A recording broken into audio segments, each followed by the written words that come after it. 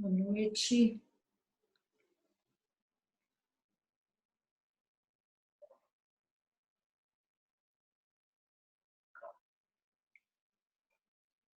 Todos bem?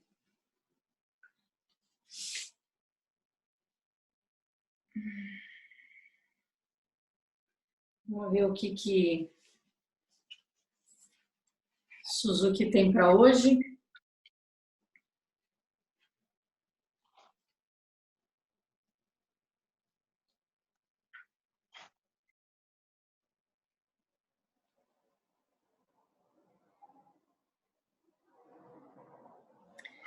Onde quer que eu vá, encontro a mim mesmo.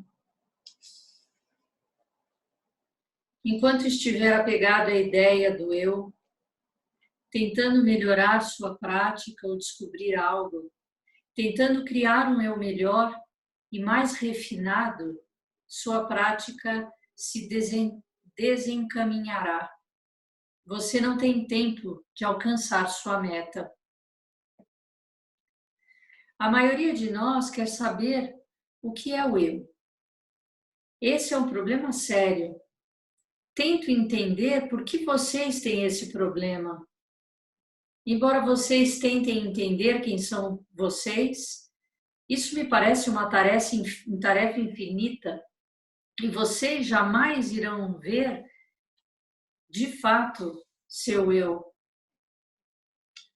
Vocês dizem que é difícil ficar sentados sem pensar, mas é muito mais difícil tentar pensar sobre seu eu.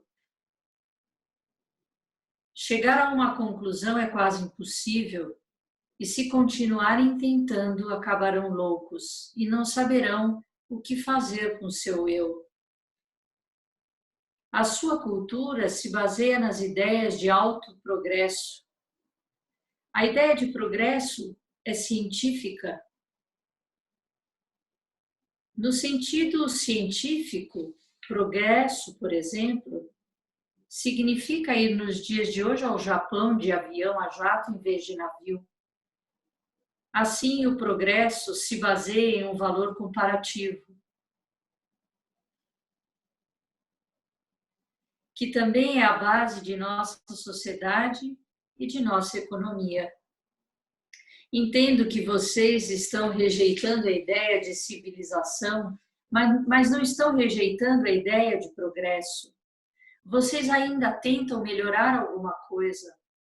Talvez a maioria de vocês se sente para melhorar o zazen, mas os budistas não se apegam com tanto entusiasmo à ideia de progresso.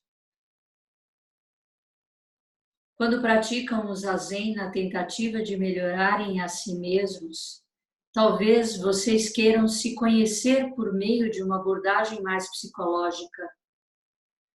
A psicologia vai lhes reservar alguns aspectos de si mesmo, vai lhes revelar alguns aspectos de si mesmos, mas não irá lhes dizer exatamente quem vocês são.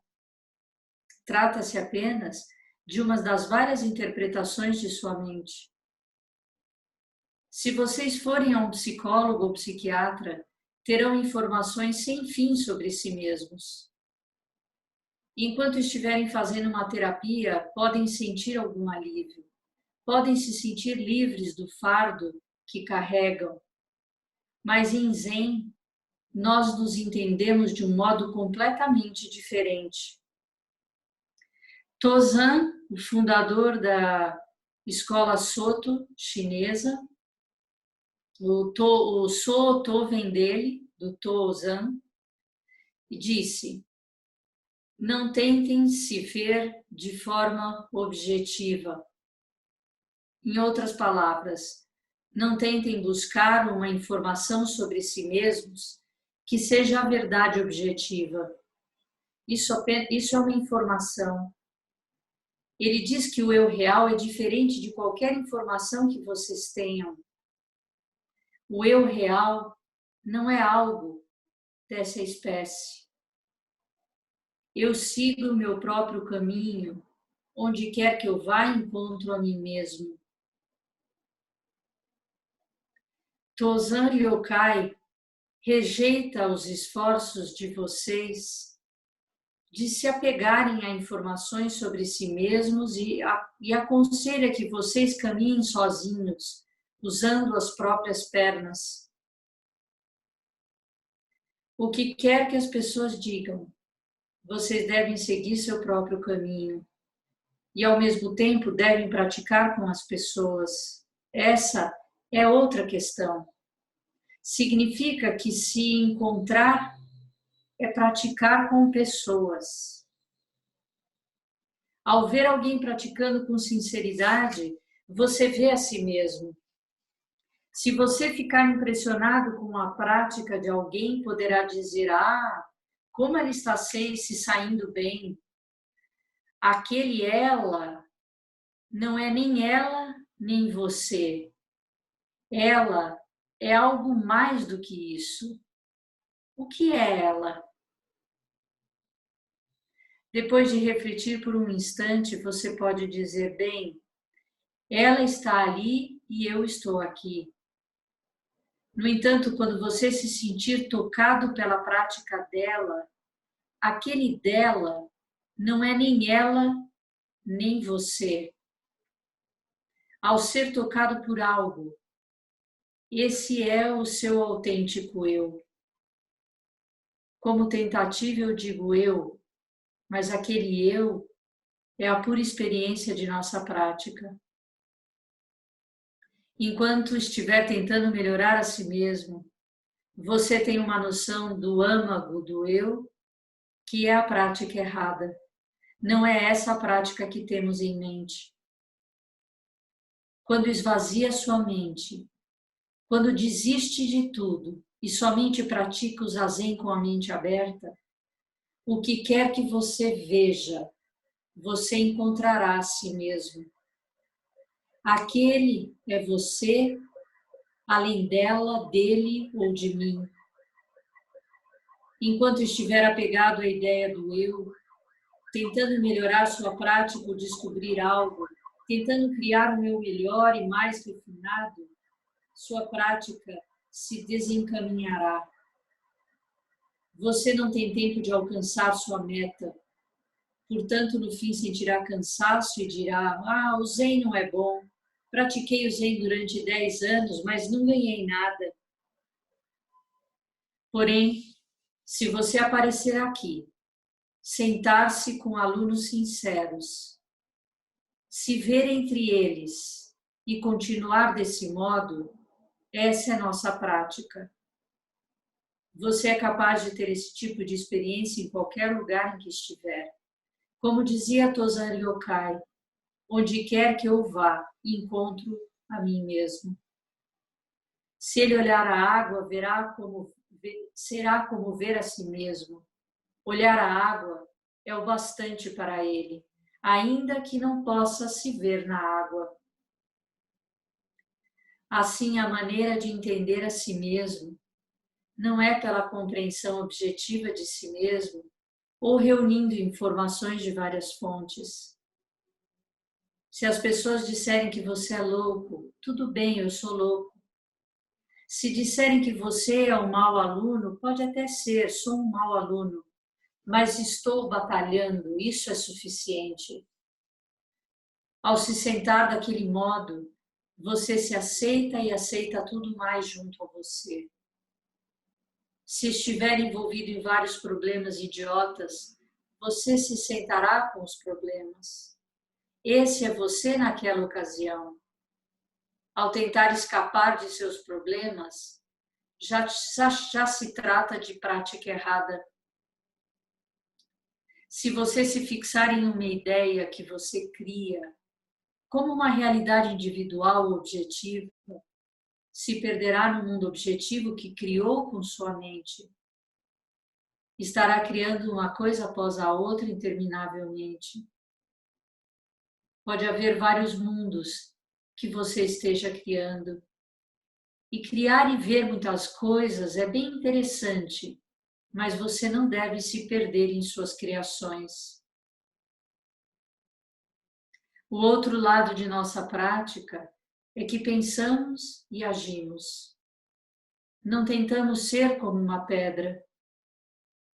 O dia a dia é nossa prática. Em vez de estarmos escravizados pela mente pensante, pela imaginação ou pela atividade emocional, somente pensamos no seu sentido verdadeiro. O pensar vem a nós de nosso verdadeiro eu, que inclui tudo. Antes de pensarmos sobre isso, as árvores, os pássaros e tudo mais já estão pensando. E quando pensam, gemem ou cantam. Esse é o pensamento das árvores, dos pássaros e de tudo mais. Não há necessidade de pensar mais do que isso. Se virmos as coisas como ela é, o pensar já está ali. Esse tipo de pensamento puro é o pensamento que nós temos em nossa prática. Desse modo, sempre também estamos livres de nós mesmos. Podemos ver as coisas como ela é e, ao mesmo tempo, podemos pensar sobre as coisas. Por não nos apegarmos a padrão algum de pensamento, para nós não há um modo verdadeiro ou um modo falso. Muito obrigada a todos.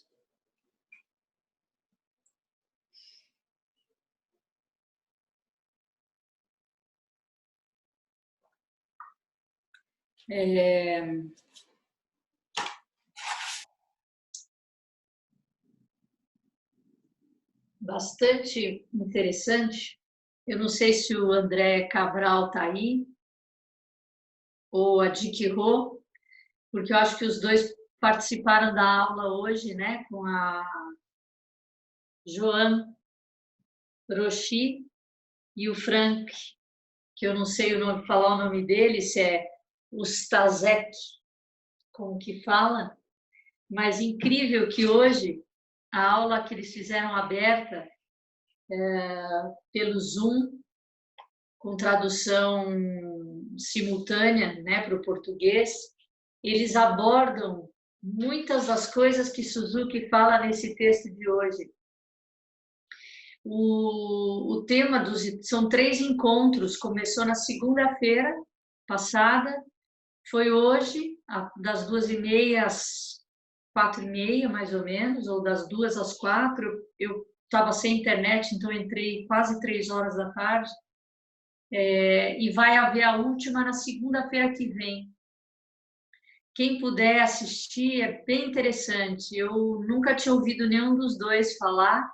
Ela eu praticamente perdi, eu acho que quando eu entrei já estava o Frank falando, mas achei ele de uma amorosidade, assim, de uma fala incrível, sabe?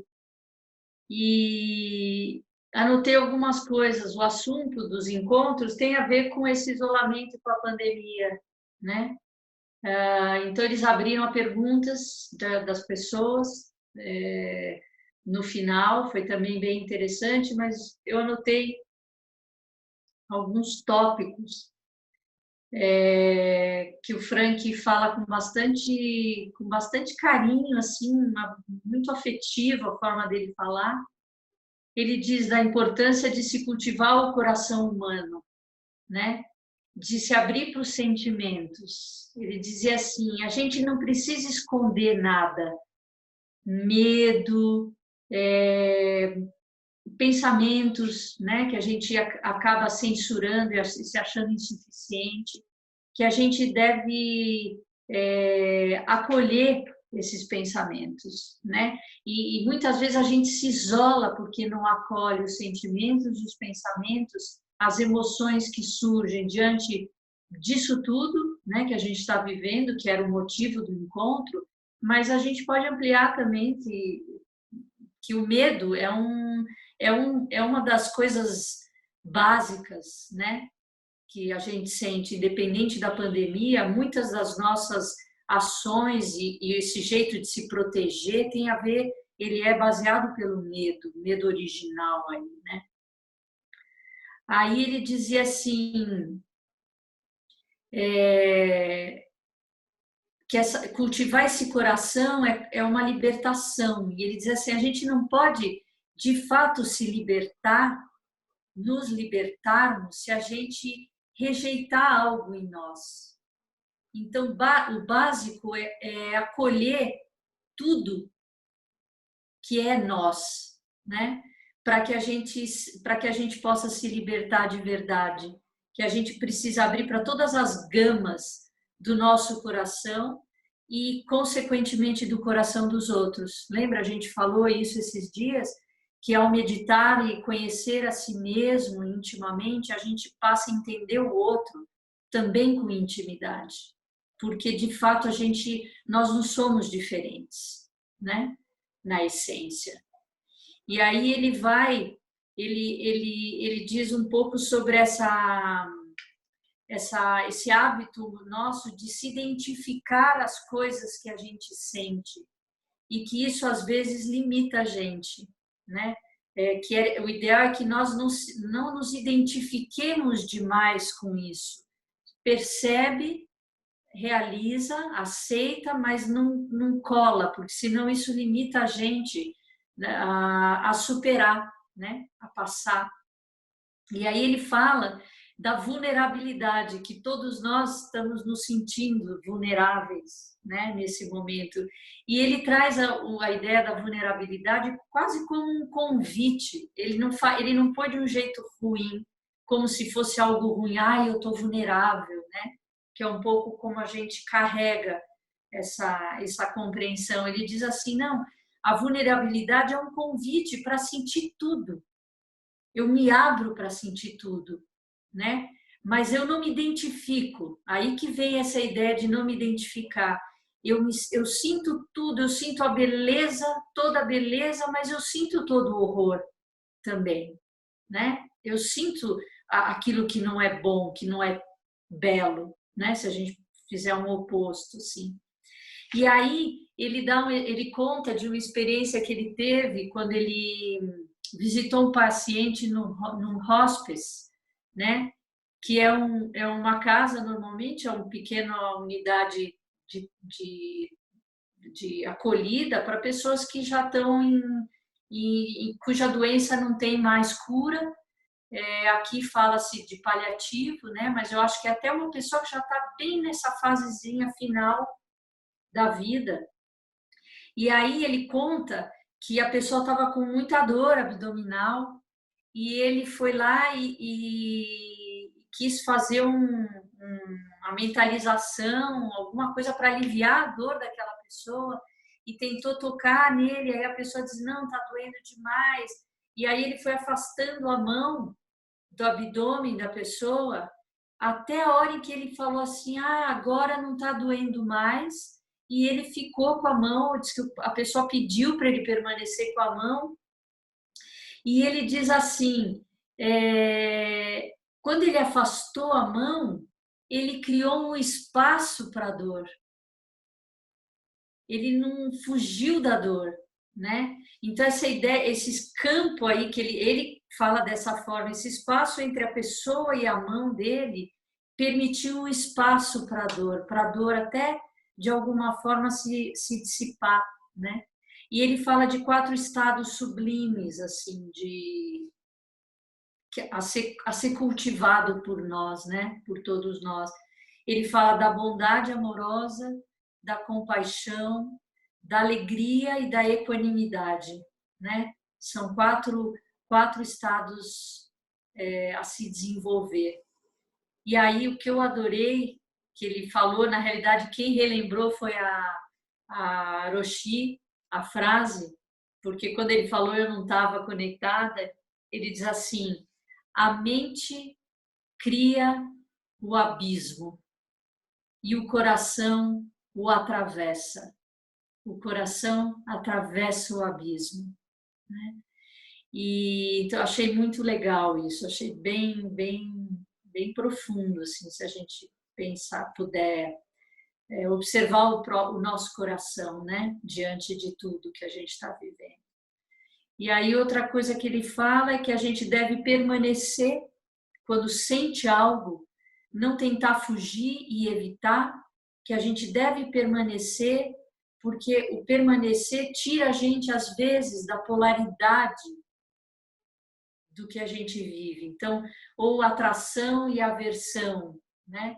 Então, esse permanecer, esse poder de ficar no presente, tira a gente de viver um estado de torpor, de ignorância, né? Talvez seja o que a gente muitas vezes ouvia, respira antes de agir, né? Não responde, não seja tão reativo. Então, esse poder de ficar no presente, no meio dessa insanidade toda, né? Porque duas pessoas perguntaram sobre isso. Como podem pessoas que estão indo para as ruas, não estão respeitando, estão sendo críticos ao governo, isso falando lá nos Estados Unidos, né? Então ele dizia assim esse é o poder de ficar presente no meio dessa insanidade e entender que a gente não deve agir motivado pela ignorância, né? Eu não sei se o André e a Dick Ho querem falar alguma coisa, mas eu fico com essa mente cria o abismo e o coração o atravessa, né? É um baita treino esse momento para a gente falar de coração, né? Falar sobre o coração, sobre essas emoções, né? E como acolher pessoas que estão loucas, né? Que estão completamente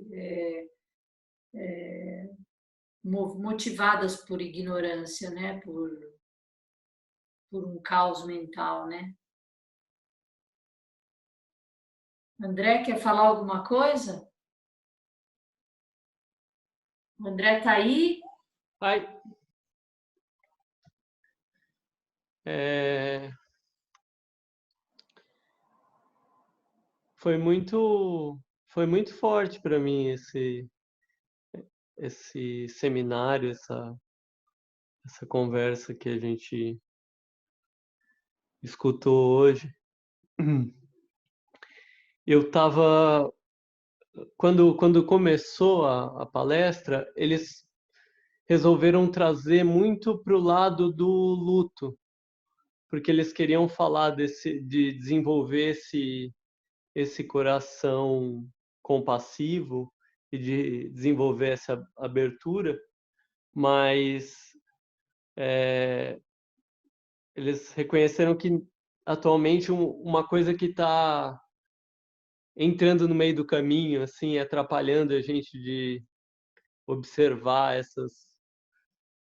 essa potencialidade toda, é que está todo mundo vivendo um luto muito forte em relação a rotina, um luto mais objetivo de quem está perdendo seus parentes, mas até quem não está sendo afetado dessa forma, todo mundo está de alguma forma perdendo alguma coisa com essa situação.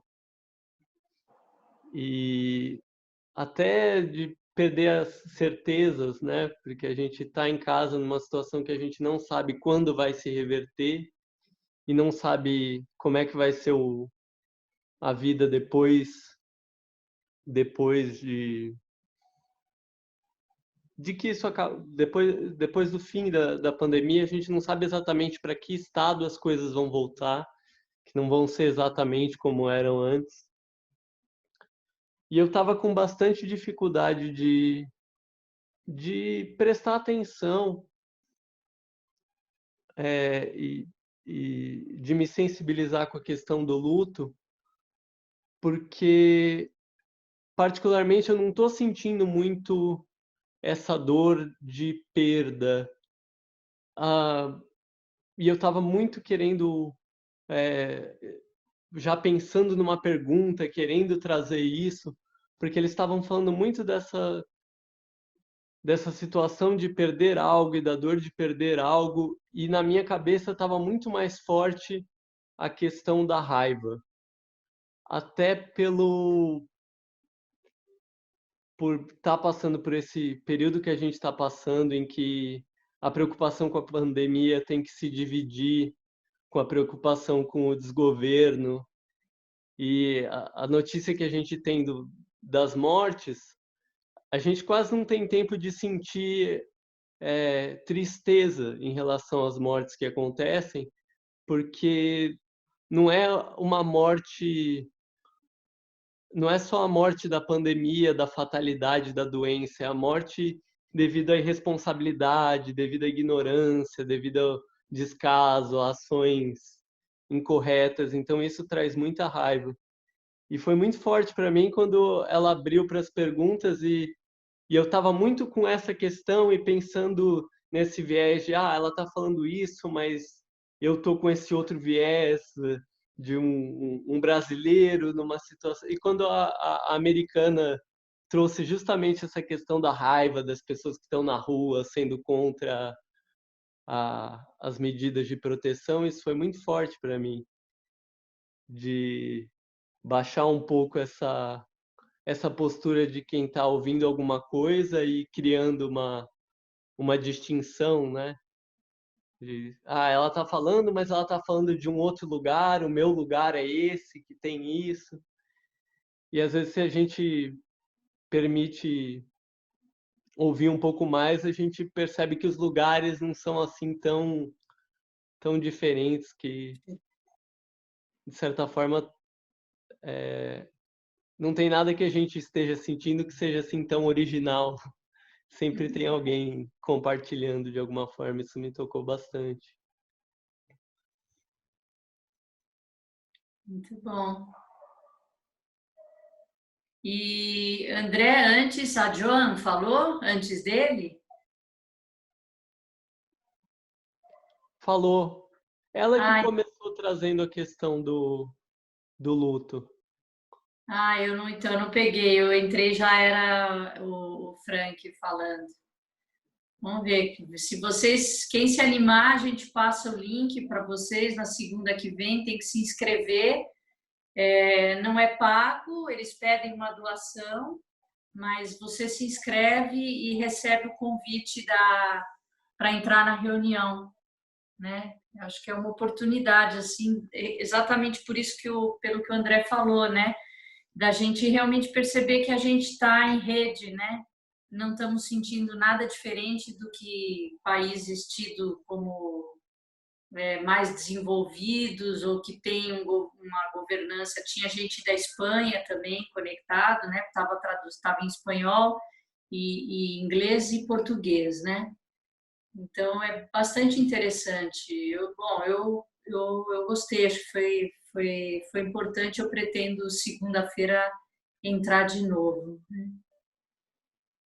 Eu acho que é isso. Alguém quer fazer alguma pergunta? Comentar alguma coisa?